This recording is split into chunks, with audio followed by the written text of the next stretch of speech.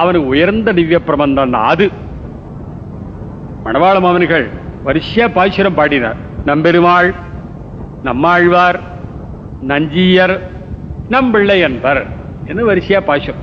அது சாதாரணமா எல்லாரும் சொல்லுவா. நம்பெருமாள் என்பர், நம்மாழ்வார் என்பர், நஞ்சியர் என்பர். அவர் வரதம் ஏத்தத்தால் நம்மளுடைய சாத்தும் திருநாமங்கள் சொல்லுவா. ஆனா ரசிகால் என்ன சொல்றவர்களுக்கு தெரியுமா? நம்பெருமாள், நம்மாழ்வார், நஞ்சியர், நம்பிள்ளை என்பர் சேர்த்து சேவிக்க வேண்டாம். நம்பெருமாள், நம்மாழ்வார், நஞ்சியர், நம்பிள்ளை என்பர்.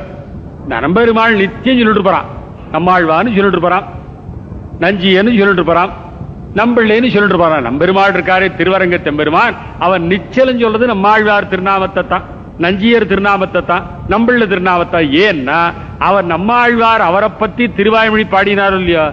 நஞ்சியர் தானே முதல்ல வியாக்கியானம் பண்ணார், அதை விவரித்து காட்டத்தானே நம்பிள்ள திருவவதாரம் பண்ணார்.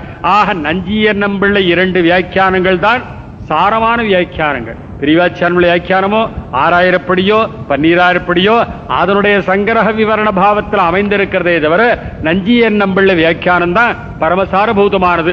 ஒன்று 9,000 படி, மற்றொன்று 36,000 படி. ஒரு கால் பங்கு ஒன்று, மற்றொன்று 4 மடங்கு பெருத்தது. அந்த இரண்டு வியாக்கியான கர்த்தாக்களான ரெண்டு மகாத்மாக்கள், மூலகர்த்தாவான நம்மாழ்வார், அவ திருநாமங்களை நம்பெருமாள் நிச்சயம் சொல்லிட்டு இருப்பார். நம்பெருமாள், நம்மாழ்வார், நஞ்சியர், நம்பிள்ளை என்பர்.